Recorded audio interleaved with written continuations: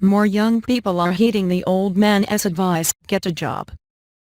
The number of Americans aged 16 to 24 who are employed topped 20 million this summer for the first time in 6 years, the Labor Department said Wednesday.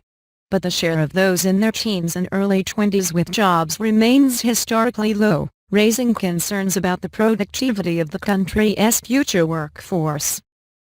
The fraction of those aged 16 to 24 with jobs, the employment-to-population ratio, edged up to 51.9% in July from 50.7% a year earlier.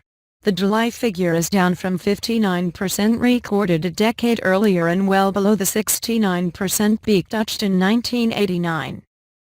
During the second half of last century, it was more common for a young person to have a job during the summer than the typical adult.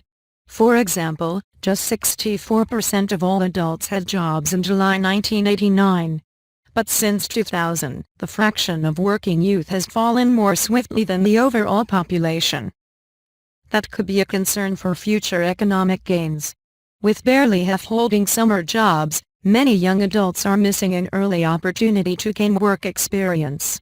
That means they might not learn the basics about time management, professional behavior and other skills that would boost their chances of landing better-paying jobs down the road, said Donald Grimes, a University of Michigan labor economist.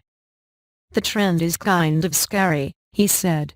There's a lot of discussion about a long-term slowdown in productivity. Having fewer young people attached to the workforce could be a contributing factor. The reasons for a smaller share of young people seeking a job are varied and difficult to pin down. One possibility, youth are more frequently opting to volunteer, travel, study and practice sports rather than take traditional seasonal jobs. Another is those who do look for work might be discouraged because employers are hiring older adults for jobs teens formerly held, including landscaping positions and restaurant staff. Relatively high overall unemployment during the recovery and the steep decline of better-paying manufacturing and construction jobs during the recession have led older adults to take low-pay, low-skilled jobs. Employers might prefer those workers because they are less likely to leave in August to return to school. Wednesday's report showed a youth unemployment rate fell in July to 14.3% from 16.3% in 2013.